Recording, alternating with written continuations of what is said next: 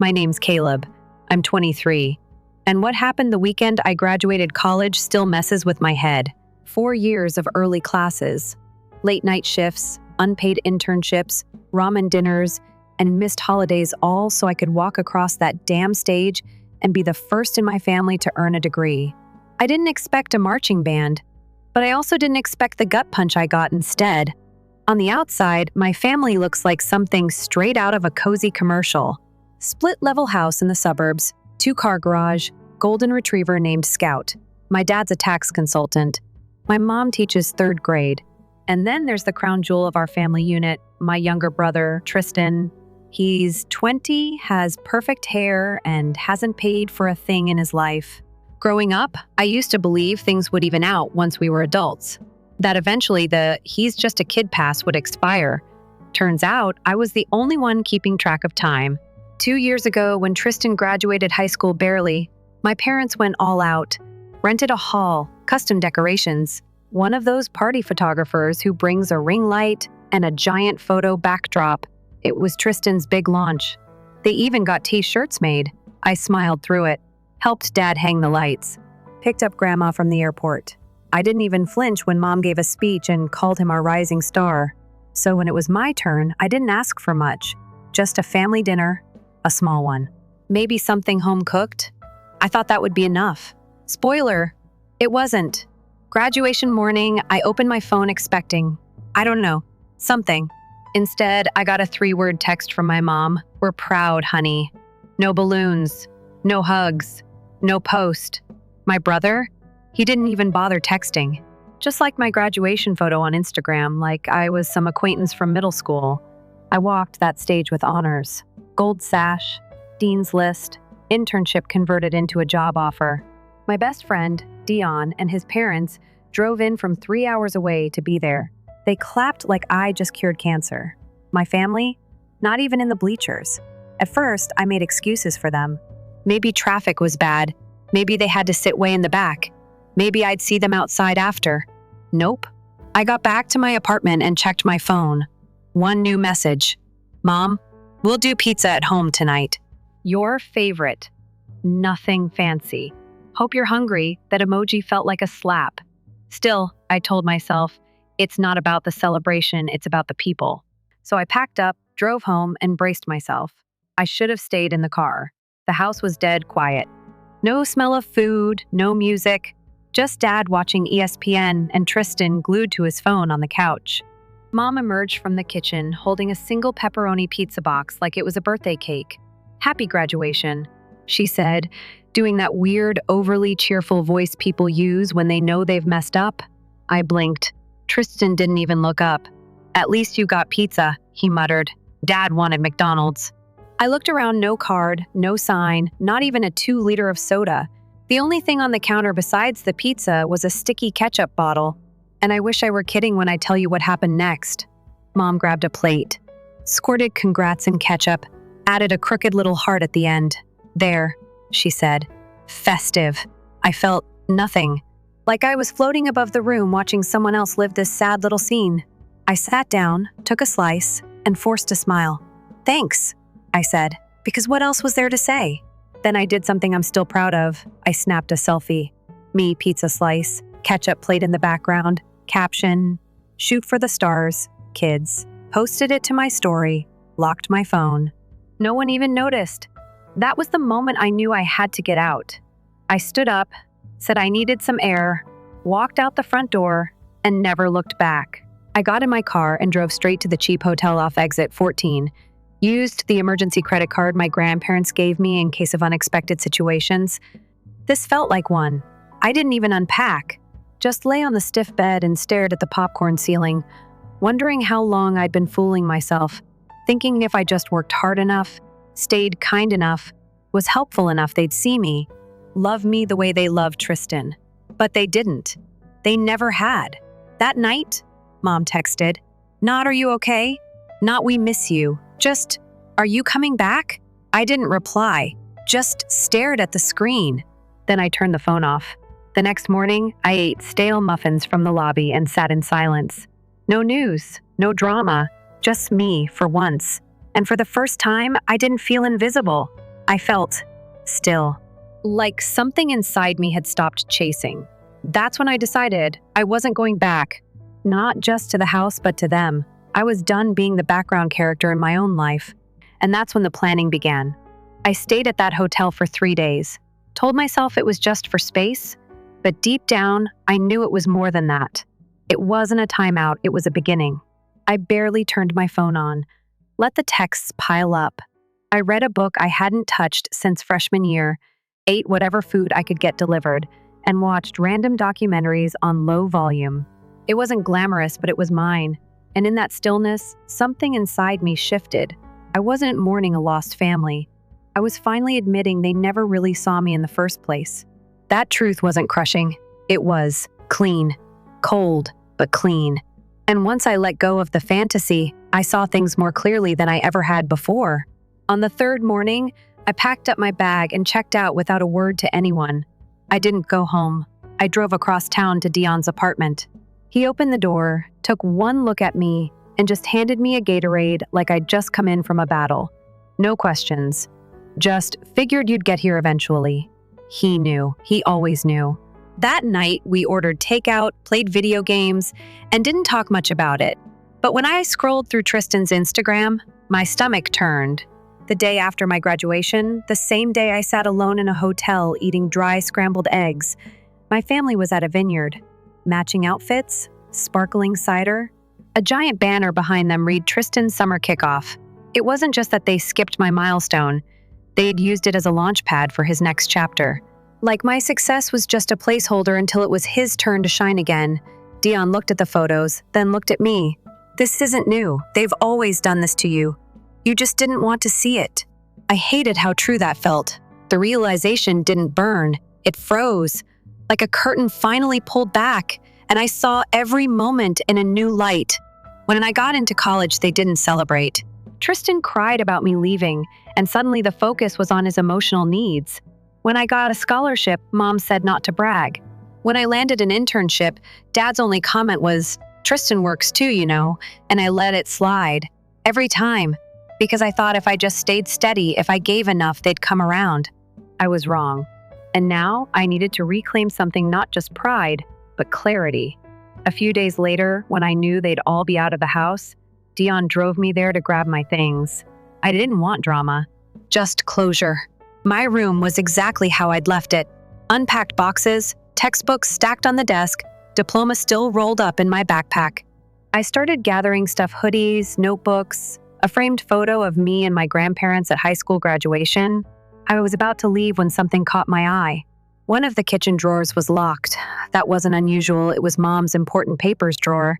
She always claimed it held passports and insurance forms, but I remembered the key. When I was a kid, she used to hide it under the junk drawer liner. Out of curiosity more than suspicion, I checked. It was still there, taped exactly where she used to keep it. I unlocked the drawer and started flipping through the envelopes. Most were boring warranties, dental records, old birthday cards. But then I found a file labeled Education Savings. And right there, printed in bold type, was my name. Caleb R. Jenkins, College Fund. Opened when I was 8. Closed 3 years ago. My hands started shaking. I flipped through the statements. The fund had over $27,000 in it at one point, enough to have paid off most of my tuition, but in my junior year, it was drained, transferred to a new account under the name Tristan Jenkins, a different fund entirely, labeled business development. I kept reading. They'd taken my college money to help Tristan launch a startup, something about handmade leather accessories. I remembered when he suddenly had a fancy logo, an online store, a pop-up booth downtown. I thought he'd gotten a loan. Turns out he got my future. I sat there, stunned, surrounded by paper proof that I hadn't been overlooked, I'd been sacrificed. I snapped photos of everything, every document, every transfer slip. My hands moved automatically, but my mind was blank. There was no grief, no tears, just a clarity I hadn't known I needed. This wasn't about favoritism anymore. It was about theft. Dion helped me carry my boxes to the car. On the way out, I dropped the key back in its hiding place. Let them find out the hard way I knew. As we drove away, he asked, "You okay?" I nodded slowly. I'm not mad, I'm just done. I moved into a temporary sublet downtown, small place, cracked walls, but it felt like a fortress. I spent the next few days cutting ties. I removed myself from every shared account utilities, family phone plan, even the Netflix profile labeled Caleb, changed passwords, closed the old email address Mom still used. It was all methodical. Quiet, precise. Then I opened my laptop and started working on a new resume. Not just a job hunt, an escape plan. I applied to positions out of state Seattle, Denver, Minneapolis, anywhere far enough to be unreachable, because I knew if I stayed, I'd be dragged back in. That's how it had always worked. I'd forgive, they'd ignore, and the cycle would restart. Not this time. A week later, I got an offer from a marketing agency in Portland. Good pay, health insurance, our room to grow. I didn't tell them. Not a word. Not even to Tristan. Especially not to Tristan. That night, I sat on the floor of my new place and looked through my camera roll. Years of photos. Most of them were of other people. Me, holding the camera. Me, at the edge of the frame. Rarely in the center. Rarely seen. I deleted half of them. Not out of spite, but because I didn't want reminders of who I had to be to survive in that house. The next morning, I wrote a letter. Not for them. For me. I didn't send it. I didn't need to. But it said exactly what I needed to say. You raised me to disappear. And now I'm gone. That was the first time in my life I didn't feel like a placeholder. I felt like a person with a future that no longer required anyone's permission. And as I started planning my move across the country, I also began working on something else. Something quieter, something final. Because cutting ties wasn't enough. There was one more thing I needed to do, not for revenge, for justice. I didn't tell anyone I was leaving. Not Mom, not Dad, not even the group chat with my cousins. I wanted the silence to speak for itself. I figured if they ever noticed, they'd reach out. But silence from me felt like background noise to them. That was fine. I wasn't doing this to get noticed anymore. I was doing it because disappearing was the first real choice I'd made for myself. Portland was set. My start date was 3 weeks out. Just enough time to leave clean. And I wanted it to be clean, not dramatic, not emotional, just final. But the more I sat with it, the more I realized that leaving without a word wasn't enough. Not after what they did. Because it wasn't just forgetting my graduation or skipping a card. It wasn't even the pathetic ketchup plate. It was robbing me of something I'd earned and lying to my face while handing it to Tristan like it was pocket change. And not one of them thought I'd notice. That's what kept me up at night. Not the betrayal. The assumption that I'd take it, that I always had. So I went back into that folder of photos I took from the locked drawer, printed them out. Every fund transfer, every banking document. Highlighted the important parts, like I was prepping for a courtroom.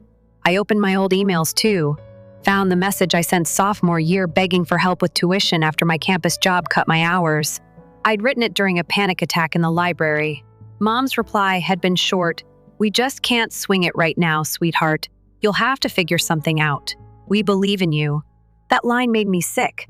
Because while I was maxing out my student credit card on instant noodles, Tristan was buying branded packaging for his Etsy store. Leather wraps, custom tags, all of it paid for with my supposed future. I dug deeper, looked up his LLC. Sure enough, it was registered under Dad's name, which meant this wasn't some rogue move. This was coordinated, agreed upon, family approved. Suddenly, everything snapped into focus.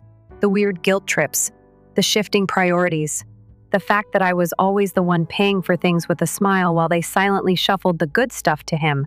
I thought it was favoritism. It was more. It was theft with a family crest on it. That's when I started writing the email. I didn't rush it. Took 3 days. Kept the tone cold, sharp, unshakable. No threats, no cursing, just facts. I attached every document, every photo. Addressed it to my parents, Tristan, and a handful of relatives who always seemed to defend them at holidays like unpaid PR reps. The subject line was simple, why you won't hear from me again. And the body was even simpler. For years, I thought I wasn't enough.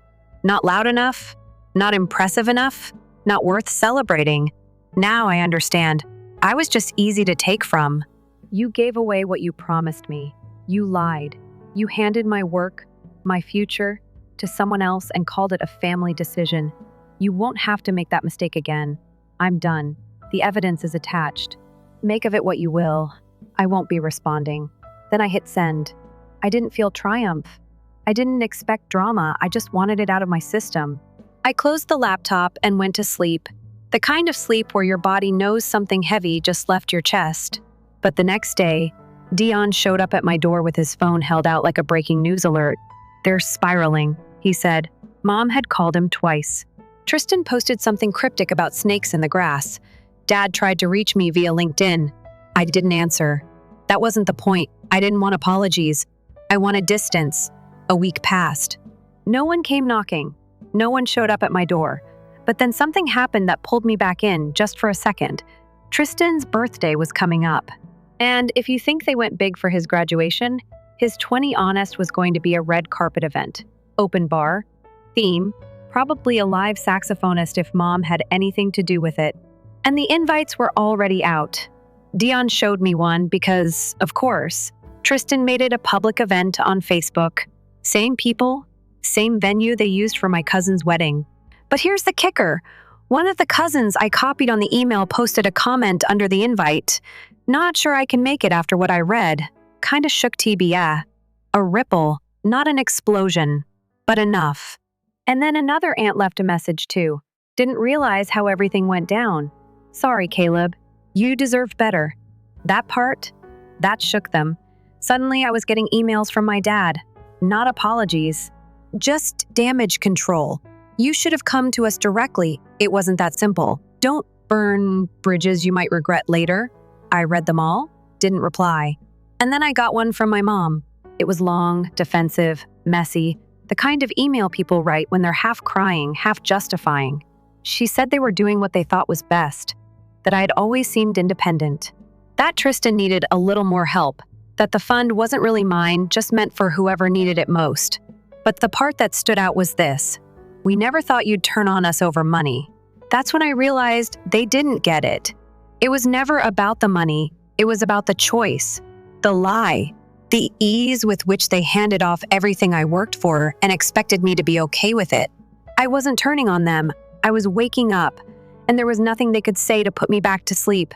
But the party was still happening, and that gave me one last chance to make it unforgettable. Not with a scene, with a truth they couldn't spin. I started putting together a print packet, one for each of the family friends invited, short and to the point. Screenshots, transfer history, timeline. Even Mom's email reply from sophomore year. No dramatic cover letter, just the facts. I put them in anonymous envelopes and mailed them out the week before Tristan's party. I knew who'd be there. I'd been to enough of these events to know the guest list didn't change. Most people probably wouldn't read it until they got home, but a few, they'd open it right there. That's all I needed. The party happened on a Saturday. I didn't go. Instead, I sat on Dion's couch with a drink in my hand while we watched old reruns and waited for the storm to pass. Around 9 p.m., my cousin texted me. "Bro, you lit a fire." He didn't elaborate, just sent a blurry picture of Mom in the corner of the venue, clearly mid-argument with someone. Tristan nowhere in sight. A few minutes later, another message came in. "He left early. Some people walked out." "You weren't joking about any of it, were you?" I just replied, "Nope." Then I put my phone down and let it buzz itself into silence. I didn't need to know every detail. Just knowing the truth had finally cracked their carefully painted glass was enough. And by Monday morning, the world had moved on. Their reputation wasn't ruined, but it was dented, and that was enough. Because I wasn't trying to destroy them. I was trying to stop letting them destroy me. And with every unanswered message, every ignored voicemail, I felt lighter. Because sometimes the most powerful thing you can do isn't scream or fight or throw punches. It's walk away so completely that the silence echoes. I didn't need them to change. I just needed to stop hoping they would. And that was the moment I finally started packing for real. Not just boxes, but a life. I arrived in Portland with 3 duffel bags, a box of books, and an inbox full of silence. I didn't check my phone on the drive, didn't need to. If anyone back home had anything to say, they already had their chance. I wasn't running from my past. I was finally walking toward a version of life that didn't require me to beg for a seat at the table. My new apartment was nothing special, third-floor walk-up, paint peeling at the corners, a water heater that coughed like an old man every morning, but it was mine. It smelled like pine cleaner and dust, and when I opened the windows, I could hear the city humming below me, like a low, steady promise. The job started the following week. Mid-sized marketing agency, young team, open floor plan, real coffee machine, not one of those sad single-cup things. I kept my head down the first few days, soaking it all in. Nobody here knew me. Nobody saw me as the older brother, the backup, the he's just quiet guy who did the work and got none of the credit. I was just Caleb, the guy with sharp copy skills and a habit of showing up early. My boss noticed. Her name was Jules. Sharp, fast-talking, had a laugh like a punchline. By week 3, she was assigning me mid-tier accounts. By week 5, I was pitching directly to clients. For the first time in my adult life, I wasn't being tolerated, I was being valued. And slowly, that weight I'd carried for so long, the need to prove myself to people who never really saw me, started to loosen. I still caught myself some nights thinking about home, not in a nostalgic way, more like someone touching a scar just to check if it still hurts. Sometimes it did, other times it didn't. Dion checked in every so often, told me things had gone weirdly quiet. Apparently, the fallout from the party wasn't as loud as I expected, but it lingered. A few relatives stopped replying in the family group thread. A couple old friends pulled back from Tristan. Not dramatically, just drifted. That was enough for me, but about 6 weeks into my new life, something happened that knocked the wind out of me. A letter arrived. Real envelope. Real ink. My dad's handwriting on the front, stiff and narrow like he was gripping the pen too tightly. I stared at it for a solid 10 minutes before opening it. No return address, no warning. Inside was a single sheet of white paper, printed but signed at the bottom in blue pen. It didn't start with Dear Caleb. It didn't start with anything. Just a paragraph that read like someone trying to negotiate their way out of a confession. He wrote that they had made decisions based on what they believed was best for the family. That things may have looked unfair, but that's because I didn't understand the pressures they were under. He mentioned the college fund, but twisted it into a sacrifice, like they had no choice. Said they regret the miscommunication and that it wasn't handled as transparently as it could have been. Then came the real reason for the letter. Tristan was engaged to a girl I'd never met. They were planning a party back home in a few months, and I was welcome to attend. Not invited. Welcome, like a guest, a stray. Someone who might show up out of curiosity, not someone who once lived inside the walls they built. The final line read, "Family is family, Caleb. Don't let a misunderstanding ruin decades of connection." I sat there reading that line over and over. Misunderstanding. As if they'd tripped and accidentally redirected thousands of dollars without telling me. As if forgetting my graduation and turning my future into a side hustle for my brother was some quirky oversight. I folded the letter once, slid it back into the envelope, and placed it on the windowsill. I didn't throw it away, I didn't need to. Just knowing it existed was enough to remind me why I left. I didn't respond, but I did do something else. That weekend, I called someone I hadn't spoken to in over a year. My grandmother, Dad's mom. The only person in the family who ever seemed to notice when I wasn't in the room. She picked up on the second ring. "Oh, Caleb," she said, like my name had been sitting on the edge of her breath for months. We talked for an hour. She told me she hadn't known the whole story, that she'd heard bits and pieces but never enough to make sense of it, that when she asked questions, my parents waved her off, said I just needed space. She said that phrase like it tasted bitter. Then she told me something that stuck with me. She said, "You are always the glue, sweetheart, and glue goes unnoticed until things fall apart." I didn't cry, but my chest felt warm in that aching kind of way. The kind you only get when someone finally sees the invisible work you've done your whole life. Before we hung up, she asked if she could visit, just for a weekend, just to see the new life I'd built. I said yes without hesitation. 2 weeks later, she was sitting next to me on a park bench near the river, sipping overpriced hot cocoa and pointing out how much better the city air felt. We went to a bookstore, took a picture in front of the giant mural downtown, ate greasy breakfast food at a diner that still used real sugar dispensers. She laughed more in 2 days than I remembered hearing in years. That Sunday night, as I walked her back to her hotel, she squeezed my arm and said, "This is the first time I've seen you look like you belong somewhere." That hit me harder than any apology ever could. Because she was right. I did belong. Not because I forced myself to fit, but because I finally stopped shrinking to make room for everyone else. A few days after she left, I posted one picture. Just me and her on that park bench, holding cocoa, bundled up in scarves. The caption was simple: "Found the family that shows up." I didn't tag anyone, didn't reference the past, but I didn't have to. A week later, I noticed something strange. One of Tristan's old friends liked the photo. No comment, just a silent click. And somehow, that quiet moment meant more than any speech or grand gesture. It meant the ripple had reached further than I thought, that maybe, just maybe, the story was shifting. But even with that comfort, I still checked the mailbox for a few days, half expecting another letter. Nothing came. And after a while, I stopped looking, because there was nothing left to say. They had made their choices, and so had I. By spring, life in Portland didn't feel new anymore.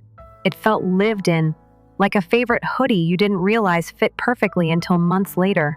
I knew the sound of the train outside my window before it passed.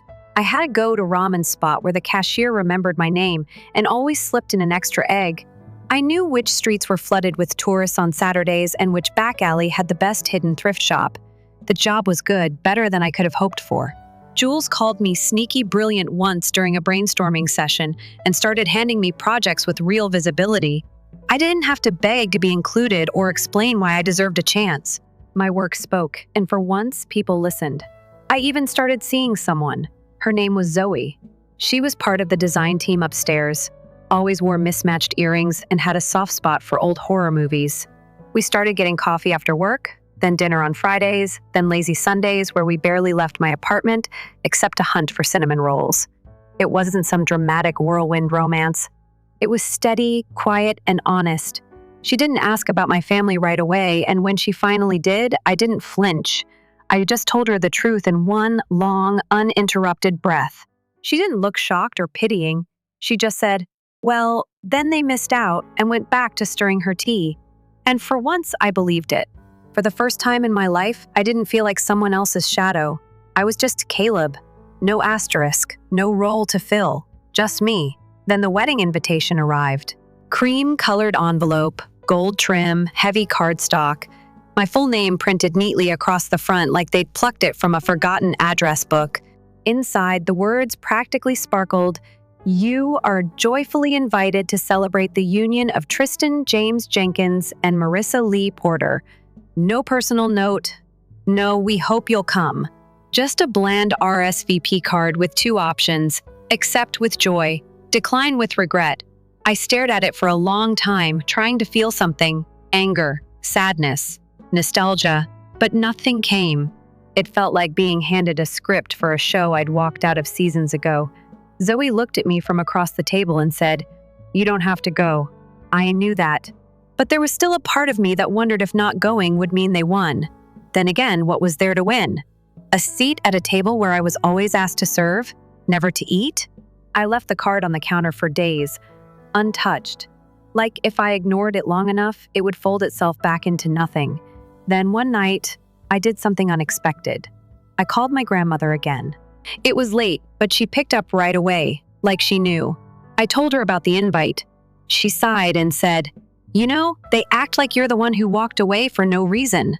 Like they didn't light the match and hand you the gas can." That made me laugh. Then I asked her something I didn't plan on asking. "Would you want to come visit again? Maybe that weekend?"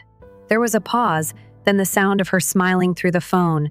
"Only if we get cinnamon rolls again." Done.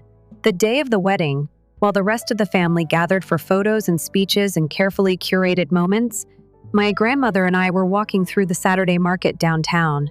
She bought a hand-knitted scarf and haggled over a birdhouse like she was buying real estate.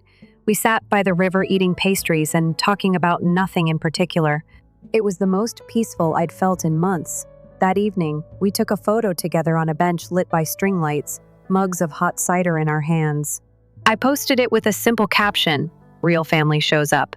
That night, I didn't check my notifications. I didn't scroll. I didn't wonder what they thought. I just sat with her in my living room watching a documentary about space and listening to her make fun of the narrator's dramatic voice. The next morning, before her flight, she hugged me tightly and whispered, "You broke the cycle, Caleb. They'll never admit it, but you did." I didn't reply. I just held on a second longer. After she left, I sat with the quiet. It didn't feel empty. It felt earned. A few days later, Dion messaged me. Apparently, the wedding went off mostly without incident, but the guest list had some gaps.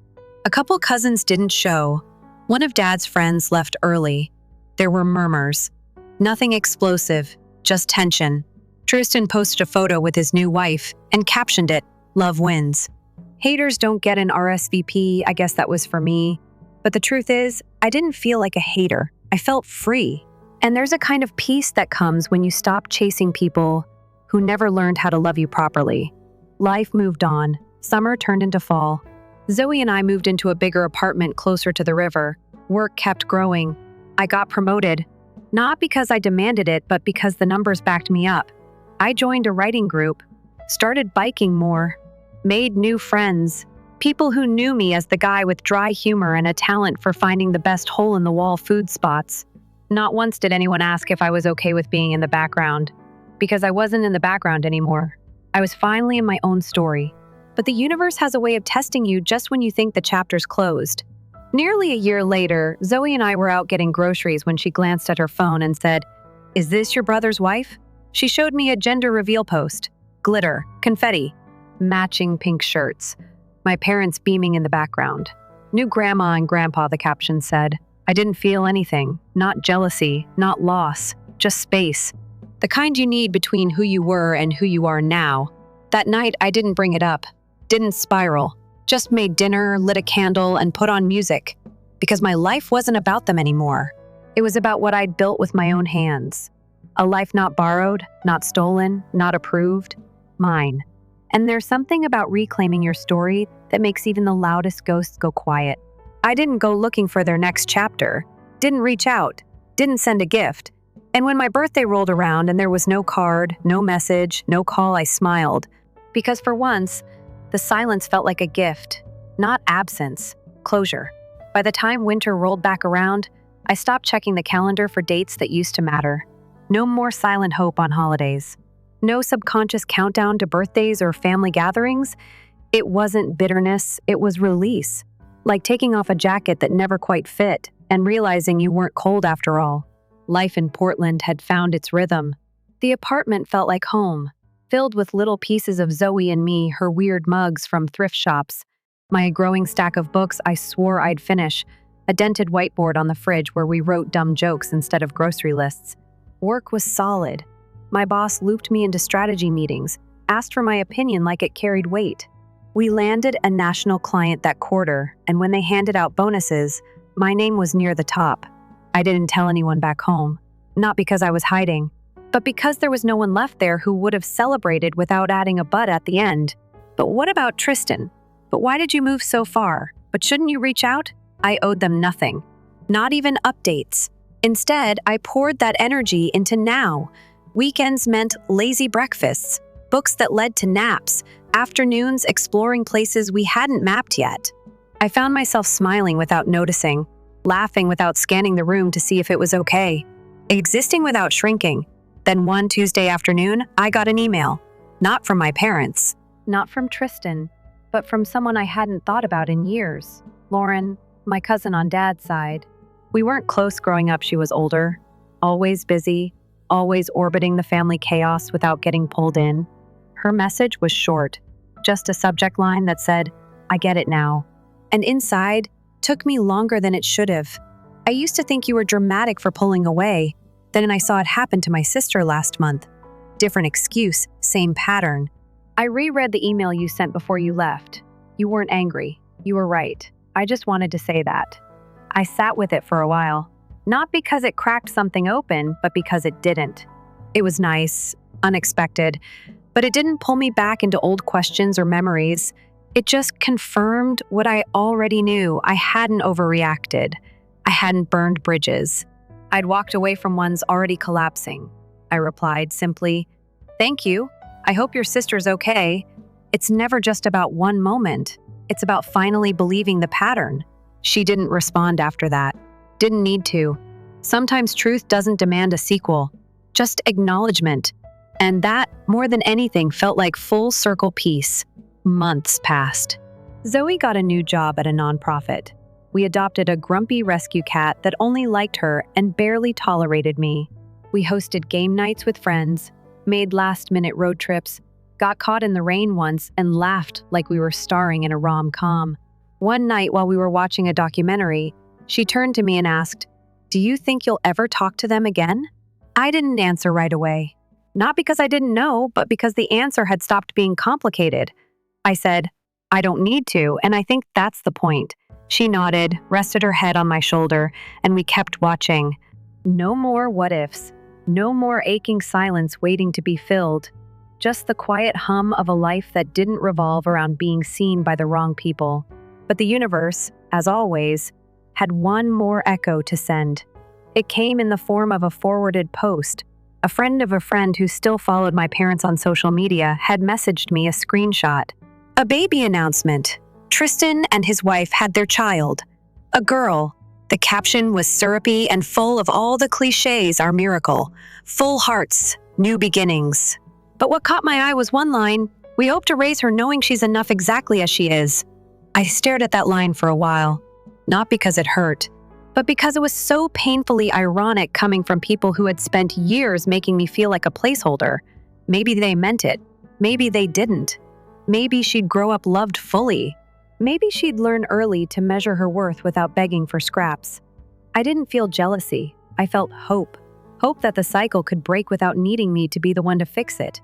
I closed the message. Didn't reply. Didn't save the image. Just let it float into the background like static.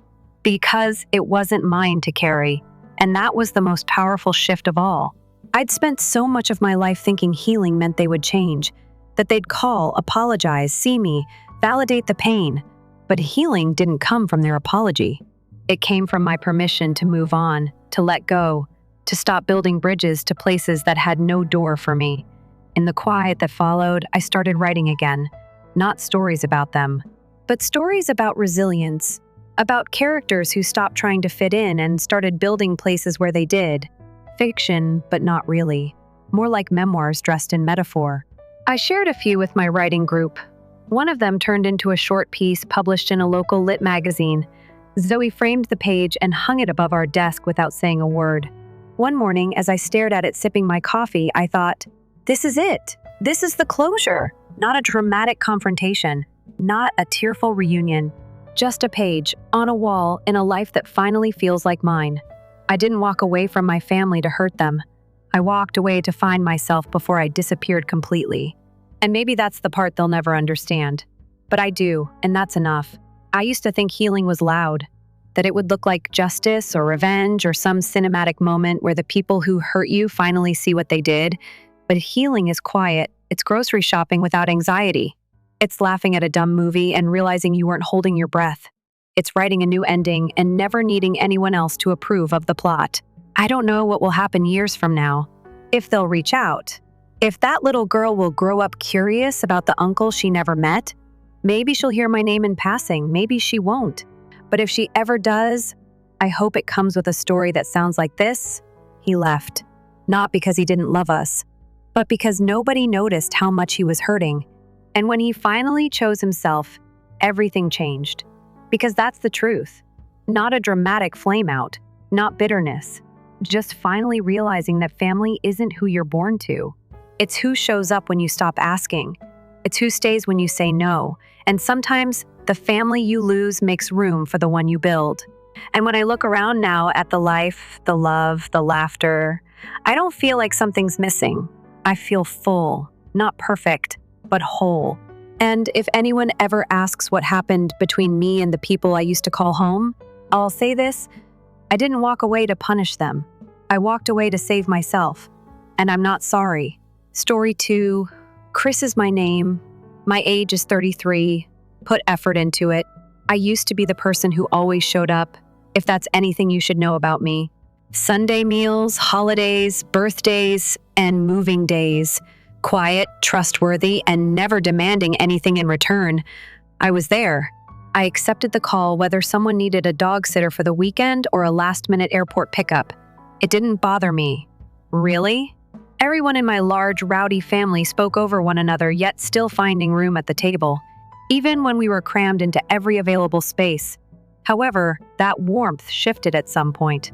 Or perhaps I was too overcome with nostalgia to recognize it since it was never there for me. The change was gradual. Death by 1,000 cuts was the result. When I volunteered to host a game night and nobody showed up, or when my sister Amanda neglected to inform me that Thanksgiving dinner had been shifted to our cousin Megan's house, I first dismissed the small things. I attributed it to a misunderstanding. Life becomes hectic, yet eventually it was hard to overlook the pattern. I used to feel like a visitor who had gone into the wrong house when I would enter family gatherings. As I got closer, conversations would become a little quieter. The occasional smile would appear a bit too late, and someone would invariably say, "Oh, I didn't realize you were coming." Something like that feels like a stone in your chest. I did, however, turn up, and now for Uncle Jerry's retirement celebration. He spent 42 years in the same factory, an old-fashioned blue-collar man, proud of his battered lunchbox and calloused hands. Jerry appeals to me. He was one of the only family members who never treated me like a second-class citizen.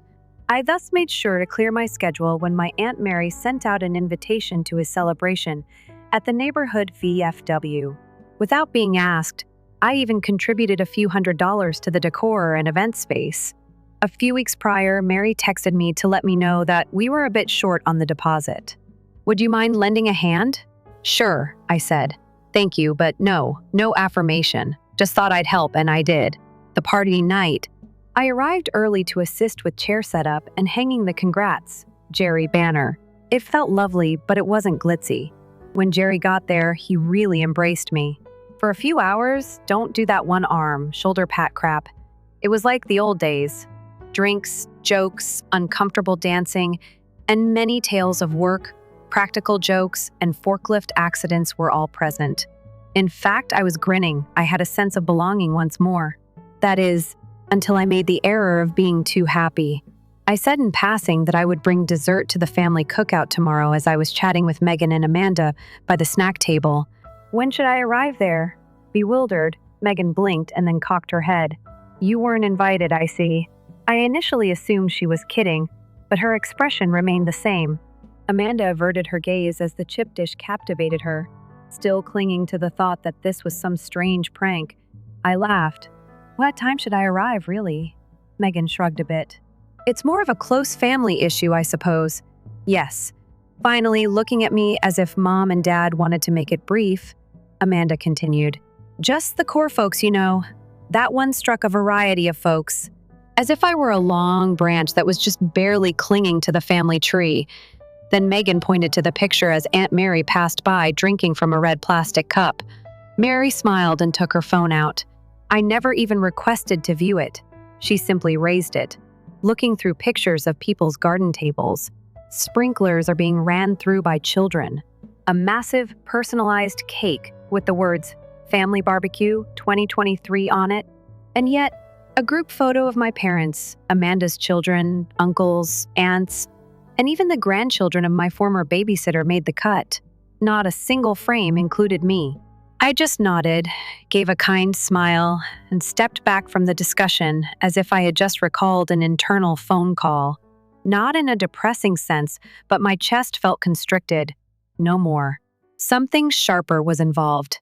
Chilly, concentrated. I stopped into the bar for another drink and sat down in the back, reflecting, passing through everything. Every check I'd written, every ride I'd provided. For years, I had always made excuses for them. I had been the additional hand, the extra money, and the family's silent safety net. The man who would never cause trouble. What's the kicker? Tomorrow is that cookout. I was fully aware of the location. My account had been charged for the leasing of the park space. We only need someone with a clean payment history so it doesn't get flagged. Mary stated when I booked it 3 months ago. I would cover the deposit. I received the email confirmation. They didn't even bother to replace it. Something inside of me clicked at that very instant. I remained calm, not externally. Sure, it would have been wonderful if I had stormed out, flipped a table, or demanded answers, but it would have been too simple for them to portray me as the dramatic one. Rather, I told Jerry that it was wonderful to see him, drank my drink, and assisted with packing up the decorations. "Thanks for everything, Chris," he said. "Really? One of the excellent ones is you." I grinned. "Uncle Jerry, thank you for that. I do." After that, I hopped in my car, headed home, checked my email, and selected cancel reservation. Less than a minute passed. With only one click, their small family cookout was without tables, access, or a permission. A bare area of grass with no contingency plan. I kept it a secret. I simply went to bed and slept soundly. My phone began vibrating the next morning. Just one phone call. One more, followed by texts. I didn't check them, though. Not just yet, as I was well aware of the impending storm. I wasn't the only one left out in the rain. For once, by tomorrow at 12, voicemails had replaced the calls. The first strident voice that confused Chris was that of my Aunt Mary. "Our reservation doesn't exist according to the park. Did you accidentally cancel it? Please give me a call back." Next, my mother. "Why would the venue be canceled? Christopher? Everyone is here already. They're forcing us to go." Amanda comes next, brief and agitated, very mature. "Was it truly necessary for you to make this about yourself?" I laughed at myself in that one. They organized an entire event. Everyone was invited except for me. I was the one who was suddenly making it about me. I remained in bed until about 2 o'clock. I didn't want to give them the gratification of thinking, not because I was being lazy. I was wondering what was going on and pacing about nervously. I was well aware of what people would think. "No reservations." "I apologize, ma'am. Yesterday evening, it was canceled." "Indeed. The deposit was reimbursed." "No, a permission is required in order to set up here." "Indeed. At 3 p.m., another group is scheduled to arrive." "No, I will not dispute with you in front of kids." I opened my laptop, prepared myself a sandwich, and turned on some lo-fi music once I eventually woke up. It seemed strangely quiet. I was aware that they attempted to salvage the event in some way, but not by using park tables, not in a pavilion that is covered, not with the large speakers they intended to connect, not with a bouncy house, of course. I eventually checked my phone at 4 p.m. 43 messages. Some came from my cousin Megan, but the majority came from Amanda and my mother.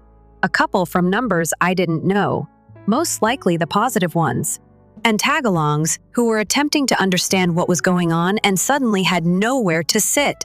Some of the communications were just pictures. One showed a number of foldable chairs arranged on a driveway.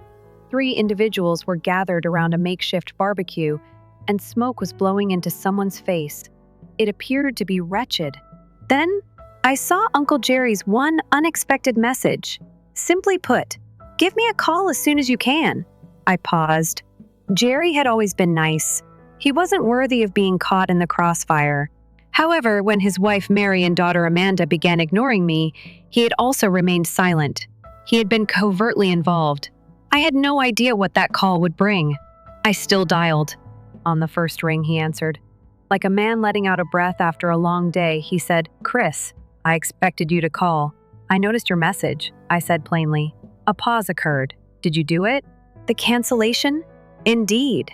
I didn't deny it or make it seem nice. I didn't feel embarrassed." A sigh followed by another silence. "You can't claim they didn't deserve it, though." However, it created a significant problem today. "It certainly did," I said. Not coldly, just honestly. "I didn't mean to ruin your weekend. I like you, Jerry. You're one of the few people in that family who's ever treated me like I mattered." He was quiet again. Then he answered, "You do matter. I just didn't understand how horribly they'd been treating you." I didn't answer straight away. I didn't know how to express that. It hadn't simply been one experience or one day. It had been years. Years of being the extra, the afterthought, the trustworthy one who never got invited but always got sought for help. "I'm not furious," I eventually said. "I just finished. You allowed that to remain." Then he spoke. "I hope you're not. However, I understand." Thus, the call came to an end. Later that night, Amanda shared a blurry picture of the backup party on her Instagram story, replete with mismatched outdoor chairs and throwaway dishes. The caption read, "Real family sticks together even when some people try to ruin the fun. Actual family." The irony was oppressive. I didn't participate. I didn't respond. However, the venue's reimbursement appeared in my account a few days later. $750. In Jerry's honor, I gave it to a nearby community center. A fundraiser was being held in order to improve their kitchen. Along with the contribution, I included a message to someone who truly deserves a celebration. After a week or so of radio quiet, Megan sent me a message. It was unexpectedly honest and lengthier than I had anticipated. She composed, "Chris, hello. I don't blame you. I realize you're probably still upset. Until you mentioned something during the party, I was unaware that you were not invited. I simply thought you were coming. I became aware of how twisted up it was after you left. For years, the family has been using you as a fallback option. Some of them, I believe, are also aware of it. But since you never retaliated, nobody has ever said, 'This must have been your push.' I just wanted to apologize and let you know that I noticed it." I was surprised by how much that message meant to me. Not because it made things better, but because it proved I wasn't insane. I didn't respond, though. Not quite yet. In the days that followed, I was still trying to figure out what done looked like to me. More texts began to arrive. In a lengthy email, my mother explained that families have difficult times and that I shouldn't punish them by severing our communication. Amanda, however, went on the defense and posted cryptic comments such as, "When people don't get what they want, you find out who they really are." At that one, I laughed. If only she were aware. In the meantime, for the first time in a long time, I began doing something new. I started to put money into the connection that gave me a sense of completeness. Once, I had pals that weren't related to me and didn't take advantage of me. I had little meals, asked people over, and went to the shore with a bunch of coworkers. The family wasn't finished yet, but I slept better and smiled more. I was heading home from work one evening, maybe 2 weeks after the BBQ incident, when I noticed a familiar-looking automobile parked outside my apartment. My mother wasn't by herself. She was seated in the front seat with Amanda, who appeared to have been practicing their words. They hadn't given a call, had not sent a text. They simply arrived. Keys in hand, I stood at the curb and peered at them through the windshield. Amanda was the first to go. "We must speak," she stated bluntly. "One error cannot compel you to abandon your family." I arched an eyebrow. One error. Next to climb out was my mother. "Sweetheart, we didn't want to cause you pain. However, damaging everything and canceling the park wasn't the solution. Everyone felt uneasy because of you." I folded my arms. "Feeling uneasy? It's really wealthy. For years, I felt uneasy at your gatherings, but that wasn't an issue until I stopped giving them money." Amanda gave an eye roll. "This is becoming absurd. Simply acknowledge that you overreacted and rejoin the group." I cocked my head, a dry smile flickering at the corner of my mouth. I stated it at that point. "Would you like me to rejoin the group? Let's begin by apologizing." "Not a phony one. The whole family will see a genuine one." Amanda laughed. "You're kidding." "No, I'm finally serious," I said, and they were at a loss for words for the first time in years. My mother was stunned, as if she couldn't decide whether to chastise me or cry. Amanda, however, replied, "You've really let this go to your head," and she laughed more tightly than she could have. "You believe that just because you were offended, the family should publicly apologize to you?" I took a while to respond. I simply observed her. Amanda had been our family's queen bee for years. Vibrant golden child, voice loudest in the room, the majority of the pictures on our parents' refrigerator. She chose the location if there was a group activity. In the event of a dispute, she automatically prevailed. I once believed she deserved that position. I now understand that she just took it, and in order to maintain harmony, the rest of us gave it to her. I finally said, "It's not about hurt feelings. It has to do with respect or the complete absence of it. Like furniture, I was invisible most of the time but helpful when needed. If you want me back in your lives, I'm done playing along." Admitting your mistakes must be the first step. Mom tried to make things more gentle. Families are large, as you are aware. Individuals tend to forget things. Individuals make statements. Everybody has imperfections. I furrowed my brow. Defects. At the party, Amanda made fun of me while you stood there. Aunt Mary showed me pictures from an event I paid for but wasn't invited to, and you grinned. Mom, you haven't spoken for years. It's not a fault. It's a decision. Her mouth parted, then shut again.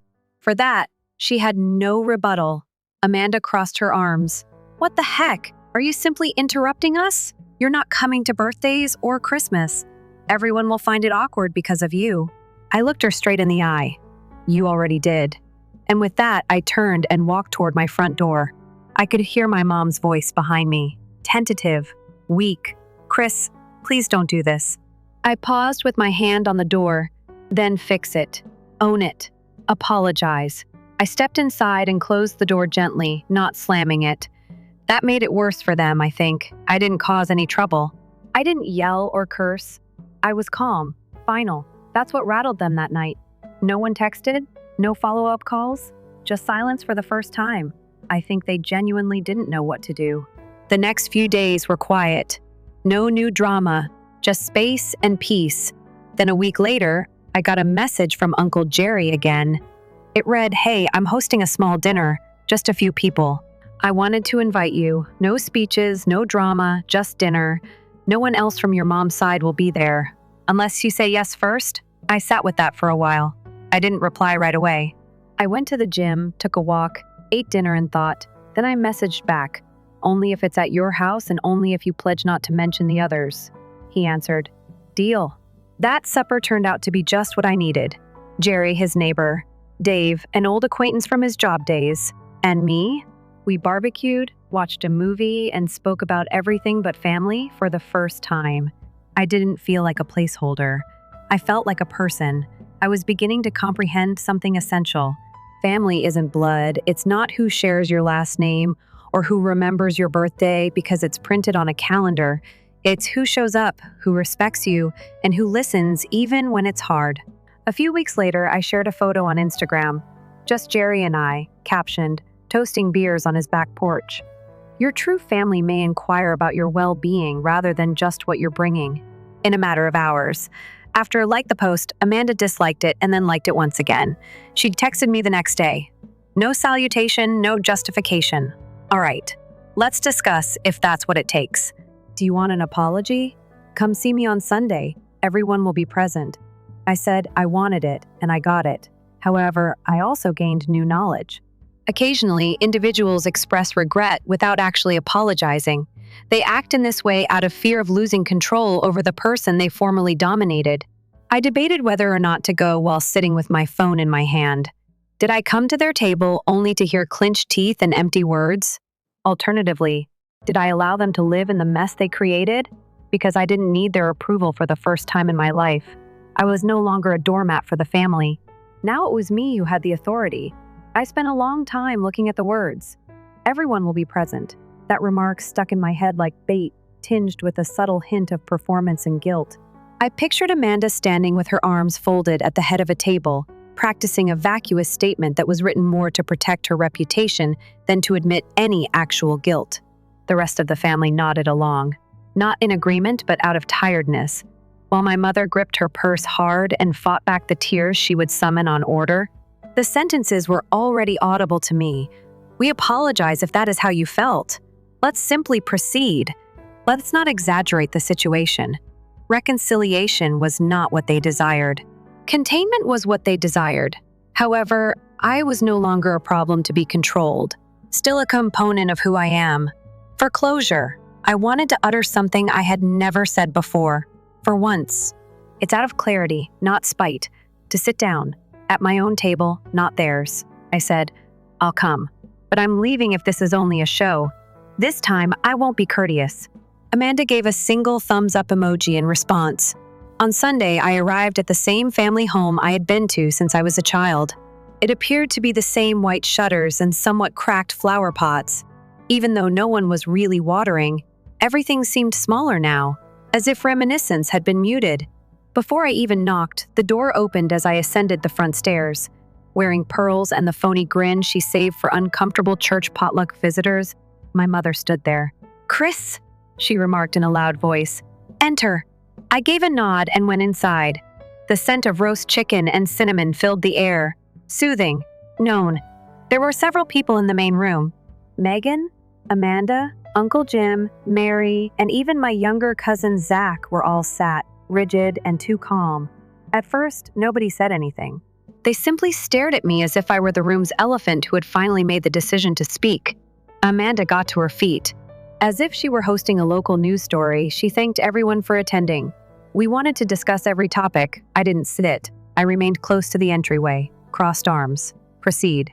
She looked at the others as though to want them to speak, but they all remained silent. So she went on.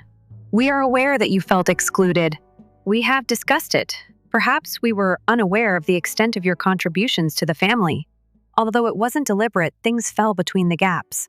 If I had ever heard one, it would be a non-apology. Is this your huge gesture then?" I said, admitting that I was there. "I've stopped paying for your parties now." Megan flinched. My mom cleared her throat. "Chris, that's unfair." "No." I cocked my head, since Jerry's celebration was paid for by me, helped with groceries following Dad's knee surgery, and covered the cost of the BBQ venue. Zach's PC was fixed and rewired. Mary's lights. "Shall I continue?" Amanda appeared agitated. "All okay, we understand. You're the family's ATM and handyman. Would you want a medal, perhaps?" It was there. "The actual Amanda?" "No," I responded coolly. "All I needed was the same fundamental deference. At the table, you assign each other a seat. However, I suppose that is exclusive to the core family." At last, Uncle Jim said something. "That was not our intention." "What did you mean then?" I inquired. "You all posed for pictures and grinned as if nothing was wrong when no one even considered checking after you planned a cookout, and failed to include me, despite the fact that I had reserved the space.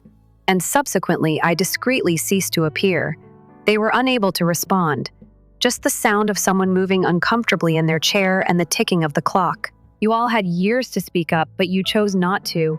You took, and I gave and gave, and you treated me like the issue when I withdrew, as if I were exaggerating, as if I had to prove myself to be a member of this family. After searching the room, I eventually came up with a solution. I was never accepted. I served as a utility, a convenience. And you want me back now that I'm no longer that way? So you can continue to take advantage of me. You're looking for a band-aid, not a dialogue." Amanda laughed. "You're being so theatrical, my God." "Then you may stop calling me that. That's what I said the previous time. When was the last time you made drama out of my boundaries? I'm finished. I meant it too." I turned to go. "Hold on, Chris." My mom got to her feet. "Avoid doing this." I didn't turn around, but I halted at the entrance. "We were family, you always stated. We stick together," she remarked. I turned to face her again, speaking quietly but firmly. "Remaining together does not equate to remaining when you are not desired. You didn't inquire about my well-being after I quit using tape and favors to keep this family together for years. You just became upset that I was no longer helpful." Amanda gave an eye roll. "What the heck? Are you simply ignoring everyone?" I opened the door and answered, "No, I'm simply at last making my own decision." I then left. Outside, the air struck differently, crisp but liberation. I didn't think I was the villain. I felt no remorse. That night, I felt clean. The family group conversation was erased by me. Amanda was blocked by me. My mom's texts were muffled by me. I wasn't spiteful when I did it. For peace, I did it. The stillness persisted for several weeks. Megan sent me another message. More straightforward this time. "I don't hold anything against you." I probably do the same. Just be aware that not everyone in the room thought you were treated fairly. I'm available if you ever want to chat. Though I didn't say much more, I thanked her. I was not prepared to reopen that door. Rather, I began creating a better circle, something fresh. Friends who arrived without any necessities. It was my coworkers, not my bank account, who welcomed me because they enjoyed my presence. I even went back to dating. Something I had shunned for years since my family's drama had left me exhausted. The old wounds continued to hurt. Holidays hurt less, although they were still difficult at times. When I had told myself it wasn't selfish to leave, it was essential. I learned that Amanda had hosted a party for her daughter's birthday around 6 months later via a mutual acquaintance. Half of the family failed to show up. It seems that they were missing the man who usually made everything go smoothly more than they had anticipated. Hearing it made me grin because sometimes the best form of retaliation is simply getting rid of oneself. No yelling, no mayhem. Just a strong, silent absence. I never received the proper apologies. However, I have something better. Return my life. Story 3. Daniel is my name. I'm 34 years old, and I've always been the family's quiet kid. Unlike my brother Jason, I wasn't flamboyant or rebellious. Furthermore, I didn't make an effort to convince anyone of anything. I just tried to be there for others, especially my parents, when they needed me, worked hard, and kept my head down. Jason and I were just 2 years apart in age while we were growing up, but you wouldn't know it from the way we were treated. He had a bright grin, was the golden boy, and was impervious to wrongdoing. Even when he was obviously making mistakes. At 19, he crashed his father's automobile. Boys will be boys. Failed to graduate from college. All he needs is time to discover his passion. To help pay for my textbooks, I acquired a part-time job when I was 16. I was advised I needed to be more proactive, but I didn't focus on that. Then, no. I believed that I would gain my spot if I simply continued to be dependable, show up, and lend a hand. I got a good career in it after graduation. Stable, but nothing outrageous. Even though I wasn't making millions of dollars, I could live on my own and occasionally even assist my parents. By now, too. Then. I paid for their internet every month for years. Every Sunday, without fail, their utilities assist with roof repairs. I would stop by with some groceries. They had stopped asking for it altogether. It's simply become the norm. A few food bags, a few necessities, and my assistance with little household tasks. Jason, on the other hand, takes a breath every few months and tells a dramatic tale about his girlfriend or his most recent business venture. Make your parents very happy, then vanish once again when things get too real. I didn't voice any complaints. I didn't say it out, but it got to me. The little dicks, the passive remarks. Well, that spark has always been there in Jason. Whether you like it or not, everyone is supposed to be ostentatious. Some folks are simply more helpful than others. I didn't mind at all. They were from a different generation, I assured myself, and their statement meant nothing. That perhaps, just possibly, they might one day recognize everything that I had done for them. The moment that broke something inside of me then came. Mom gently brought it up in conversation over tea on a Saturday afternoon in April. No preparation, no fanfare. Just a gentle, almost joyous, "Oh, when we completed our will last week. Doesn't that feel good?" I blinked. "Oh, that's excellent. I'm glad you're taking care of everything." As if trying to recall, she nodded and slowly stirred her tea. If she added sugar, indeed. Jason was left in charge of everything, naturally. It makes the most sense. He has plans and is the oldest. Actual goals. At first, I wasn't even sure what to say. I laughed because I was certain I had misheard, not because it was funny. Hold on. Is everything in the house? The savings, the car? Without even looking at me, she nodded once more. "Mom, it's just simpler that way. You're doing fine on your own. You don't really need anything from us." That word, need. It hit me harder than I expected. Like the past 15 years of unpaid bills and grocery bags and roof repairs meant nothing, because I wasn't the one with a sobtail or a spotlight. I never asked them for a thing. I believed that meant they respected me. Turns out it just made me invisible. I remained calm, not straight away. I went home, sat in my flat, gazed at the ceiling for a while. My fridge still contained leftovers from their Sunday grocery run. The internet I pay for had just gone up $5 a month, and I hadn't even blinked. I thought about every tiny thing I'd done, every time I valued their comfort above mine. Then I accessed my bank app and started making changes. First went the vehicle pay for their utilities. Then the grocery budget.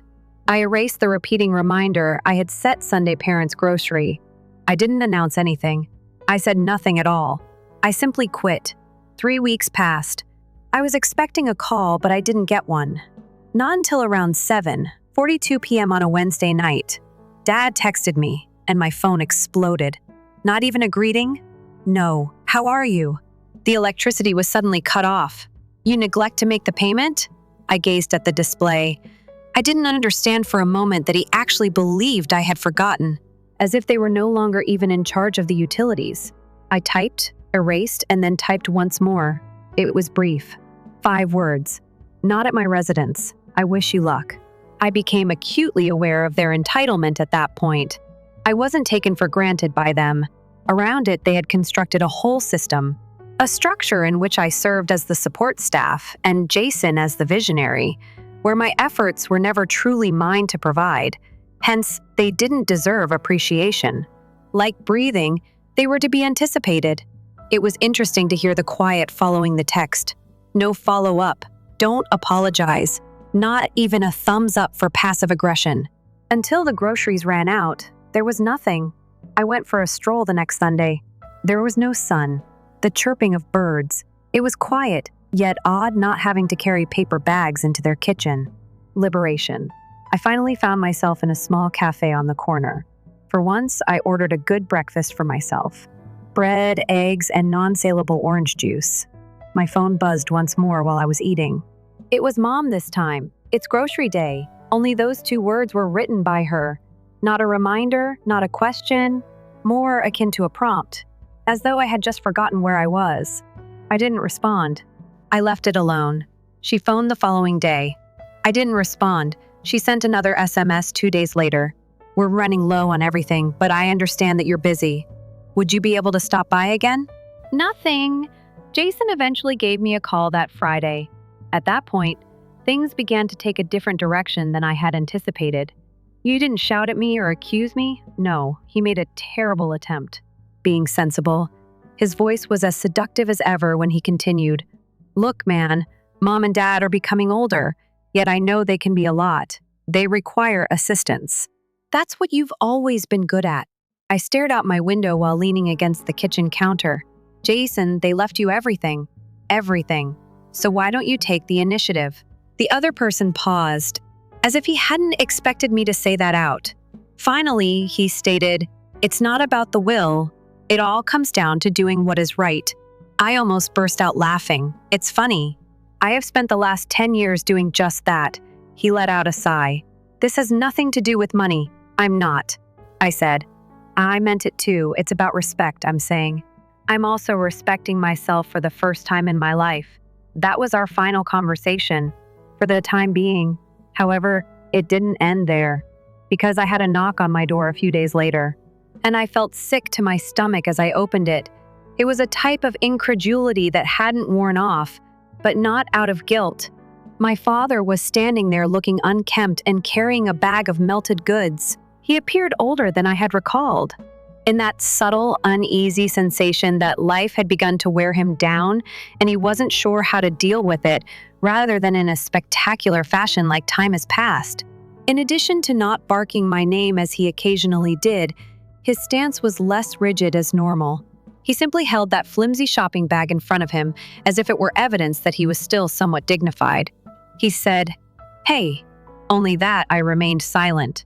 I didn't step aside, but I kept the door open. He shifted the bag in his hands and moaned. I was unaware of the type of milk you consume. The entire thing. It's still acceptable. Then it struck me. He believed that a bag of groceries would make up for years of neglect, or at the very least reimburse him for the unpaid labor I had ceased providing. He believed this to be some sort of peace offering. I remained motionless. Would you like to enter? I asked bluntly. I wanted to see where this was going, not because I was feeling warm. He nodded and entered the apartment clumsily, as if it were a different apartment than the one he used to enter at will. Placing the bag on the kitchen counter, he stood with his hands in his pockets, feigning admiration for the location despite having seen it dozens of times. Nice, he said. Tidy. I gazed at him. Dad, why are you here? He gave me the impression that I had just asked a very difficult question. Your mom's. She's not pleased about the wolf issue, though. She didn't anticipate your level of annoyance. My eyebrows went up. She didn't think I would be upset about inheriting me. He looked away and rubbed his jaw. It wasn't intimate. Who was it about then? I inquired. Because it would have been about effort, fairness, or who actually shows up. Don't claim that you felt Jason was more deserving of everything than I was. Quiet. I left it alone. He let out another sigh. This time, heavier. We figured he'd need it more. You've always been solid. Responsible. You make do. Jason still finding his footing. I wanted to scream that word again. Need. Like I was a backup generator that didn't need maintenance. Because I never failed. Because I functioned. That's the problem, I said quietly. You confuse reliability with not needing love, with not needing respect. He looked down. We didn't mean for it to come off that way. I leaned against the wall, arms folded. That's the thing, Dad. It didn't come off that way. It is that way. You wrote it down, signed it, had it notarized. He glanced at the bag on the counter. The power's back, but barely. We had to shift some items around. I nodded. Excellent. That's what adults do. He blinked at me. That's it then. You're just done. That was the moment. Right there where the whole weight of it hit him, that I wasn't bluffing. That the years of my being the backup, the silent helper, the dutiful son who never asked for anything, that version of myself didn't live here anymore. I didn't respond. I just strolled up to the bag he brought, took out the milk and slipped it into my fridge without a word. The hush in the room increased. He glanced about like he didn't know where to go from here. This was unexpected, he said. Speak quietly. No, I answered, looking him in the eyes. Because you believed I would be too apprehensive to quit, too devoted, too appreciative, or too submissive. You expected me to continue doing everything for you, for free, indefinitely. You didn't refute it. Then I noticed it. For a moment only, something flickered in his face that wasn't guilt or humiliation. Fear was the cause. He recognized I had something he didn't, which is why I wasn't upset. Limitations. The doorbell rang. I scowled as I brushed by him to respond to his surprised expression. Jason was standing there with his hair done just so. He had on sunglasses. His sleeves were pulled up as if he had just left a lunch meeting with an investor he hadn't really scheduled. Hey, he replied, grinning effortlessly. You were being obstinate, according to Dad. I tightened my jaw. You're joking. He raised his hands. See, I understand. You're angry. Correctly. However, family doesn't work like this. Family?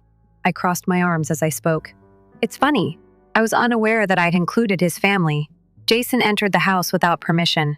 As usual, he glanced around the room and flopped down on my couch as if he owned it. Man, hurry up. It's only paperwork. It is possible to alter the world. The important thing is that we proceed. I closed the door more slowly than I had to in order to proceed. I said it again. I did everything for years while you dressed up and played business, calling it ambition. Jason's laughter was too loud. Things are usually taken so personally by you. Dad crossed his arms and hovered behind me. Can't we all just get together and discuss this like grown-ups? Something inside of me clicked at that moment. Something icy, serene, and definitive. I said, I'm an adult. That's the distinction. For a long time, I have been one. I just refuse to be treated like a child by you. Jason's tone changed significantly as he leaned forward. Now what? You interrupted us.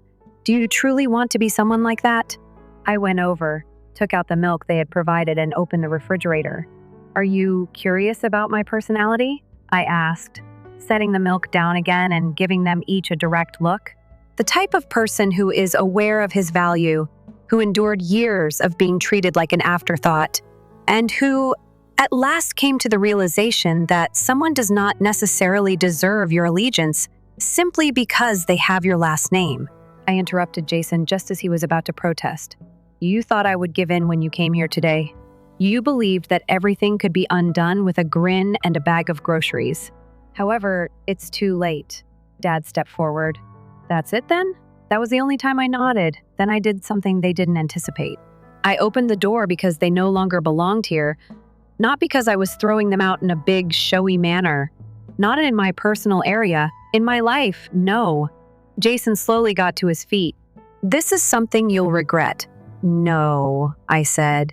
You will. With a final glance, Dad seemed to want to say something, but he chose not to. He simply followed Jason out. Silently, the door behind them closed, and the ensuing stillness didn't seem like punishment for the first time in my adult life. It was peaceful. After that encounter, the days were eerily quiet. You would think there would be some significant repercussions if you cut off your brother and parents in the same afternoon, perhaps whispering neighbors. Family members are phoning. A backlash of some sort. However, none of that was present. Nothing but quiet. And for a time, I was on the verge of believing that perhaps they had received the message. Perhaps it sank in. Perhaps they were gathered around that chilly, shadowy dwelling. They lost the ability to manage without my knowledge. Naturally, though, it would have been too simple. It began quietly. Old aunts and uncles, with whom I had little communication, as well as a couple of my shared family acquaintances, began to enjoy Jason's ambiguous theatrical Facebook posts. For example, some people would rather destroy relationships than be present when things count, and you forget who most needs you when you're the one helping them all the time. Clueless, euphoric nonsense that only made sense if you already knew the entire story. Then the messages arrived. One evening, I received an unexpected message from my cousin Anna. "Hello. I've heard that there is some conflict inside the family. Is everything all right?" It was brief. Space was all that was required. She followed up with a thumbs up. "I hope it goes well. Your parents adore you, I know that. The section that hurt more than it should have was that one. They adore you, perhaps. However, love without respect isn't the kind of love that counts. Not when blind partiality and circumstances are involved." My mother called me by the second week. I didn't answer. There was no voicemail left by her. It was just a missed call. The next day, a message. "You have not contacted us. I hope your anger has subsided." Still angry? As if I had lost my temper. As if I were pouting, not getting back what had been gradually taken away from me. More than 10 years. I didn't answer. I put all of my energy into my own life instead. I began modestly by tidying my flat and enrolling in a cooking class that I had previously been unable to attend due to my hectic schedule. I even went to the seashore for a weekend. Since I had always planned my time and finances around my family's demands, I hadn't done this in years. I also began to recall what it was like to live for myself. But the tranquility was short-lived. Not for very long. I received a letter in the mail around 3 weeks following the altercation. Not rubbish, not a bill. My name was scribbled on a formal envelope in the meticulous, clean handwriting my mother normally used for Christmas greetings. There was a note inside. "No love, Daniel, my beloved. Parents, only this. We can understand if this is how you would like things to be. But remember, family endures forever, and you'll have to live with the way you treated us once we're gone." I read it 3 times. It nearly made me chuckle. It was there, the blackmail of emotions. It's not an apology, not a nod, a last-ditch effort to humiliate me into returning to service, to make me feel bad for prioritizing myself. What about the irony? I hadn't been unkind to them. I hadn't shouted. I hadn't exposed them on social media. I just quit making sacrifices for folks who just considered me a fallback option. I spent some time looking at that letter. I didn't discard it. I also didn't keep it. In case I ever needed the reminder, I put it back in the envelope and put it in a folder called Family at the back of my file cabinet. I ran into Miss S. Kaplan, an old neighbor from the block where I grew up, that weekend while I was in the local market. Even though it had been years, she recognized me right away. "Danny." Her voice was like sunshine as she spoke. "Oh my God, take a look at yourself." We spent a few minutes catching up and engaging in small talk. She then inquired about my parents' well-being. I paused. "They're working it out." I spoke slowly. She looked at me oddly. "I ran into your mother last week, you know. She informed me that you had been aloof recently and that you were going through something." I told her.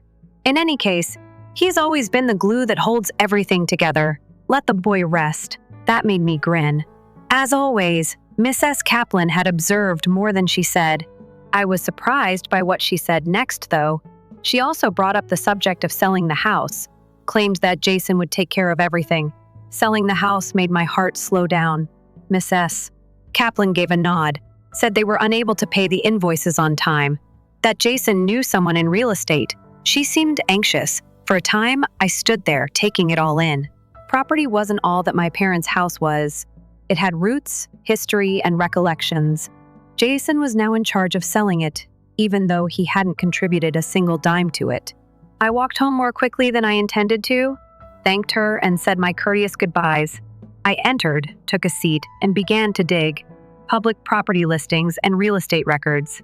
What might validate what I just heard? And only 2 days ago, it was listed. Charming family home with potential sold as is was the description for a modest 3-bedroom house on Hawthorne Lane. For further information, get in touch with Jason. That must have been their plan since I gazed at it. They didn't reduce or find out how to budget when I became useless. They just gave Jason everything once more. The same Jason who had failed at every business he had ever launched. The same Jason who criticized me for finally establishing limits and calling me ungrateful and obstinate. I had assisted him in maintaining the house for more than 10 years, and now he was selling it. The icing on the cake. The pictures. The kitchen had recently been renovated. Repainted cabinets and a new backsplash indicated that they had enough money to make the property appear appealing to potential buyers. Simply put, they didn't want to spend money on food or bills. Not when they still thought I would continue to do it. However, they had already damaged that bridge, and they were about to discover something that they ought to have known long before. They may have presented Jason as the public face, the favorite, the visionary, the spark. However, I was the only one who truly understood the situation. The one who listened, who documented, who was aware of the legal pitfalls they heedlessly entered while expecting I would never object. Furthermore, I wasn't going to let him sell that house easily, particularly not after they had written me against my will. I started making plans at that point after opening my personal file cabinet and taking out a folder titled Maintenance Receipts. Over the course of the following 48 hours, I went through every email, document, and folder I had, but not because I'm being petty.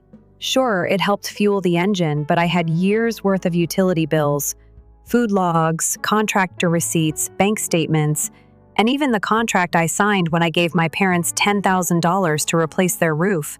It was informal at the time, because you never know, it's just something to have on paper, and at dinner we chuckled about it. That paper was gold today, though.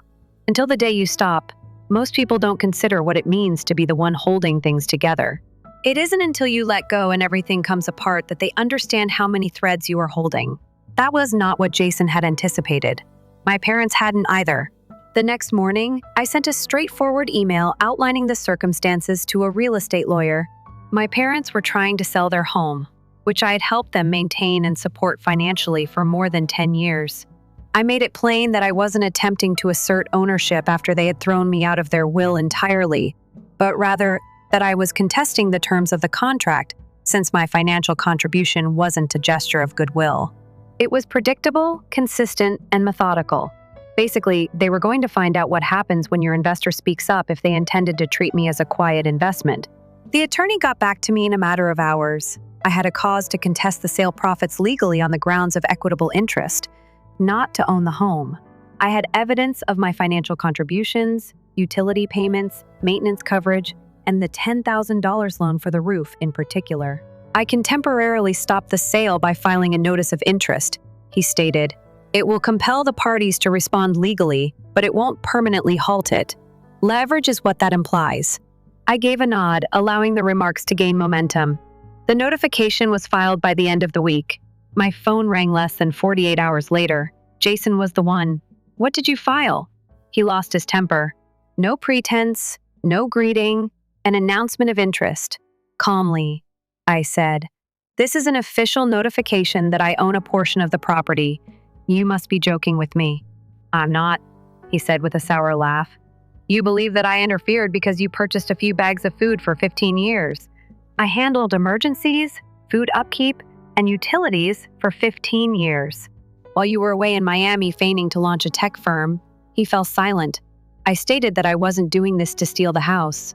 "I took this action to make a point and ensure that you couldn't stealthily sell the family home after excluding me from every decision, plan, and dollar," he murmured. "This is petty." "No, you would have been left with the ashes of Jason Petty's garage fire. This is my way of keeping you accountable at last." He didn't bid farewell. He ended the call. My mom sent me the following message. "Daniel, I have no idea what you're doing. You're not this person. It's funny what people say when they're suddenly irritated.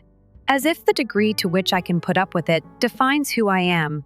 However, that was its beauty. For the first time in years, this was me. I stopped taking crumbs to maintain the peace and started acting like someone who cared and deserved better. They then requested to meet after nearly a month of quiet. Not Jason. My folks. They didn't call or write another letter filled with guilt. Just as previously, they arrived at my door. However, they were not carrying groceries this time. They lacked a smile. They weren't arrogant either. Slowly, I opened the door. My dad appeared to have had a rough night's sleep. My mom had swollen eyes. Uncertain whether they were going to be expelled or pardoned, they stood there like children waiting before a principal's office. We must speak. I didn't invite them in, according to my dad. I went outside, leaned on the railing, and closed the door. I would want to begin. My mother said softly. She shook her voice. I made a mistake.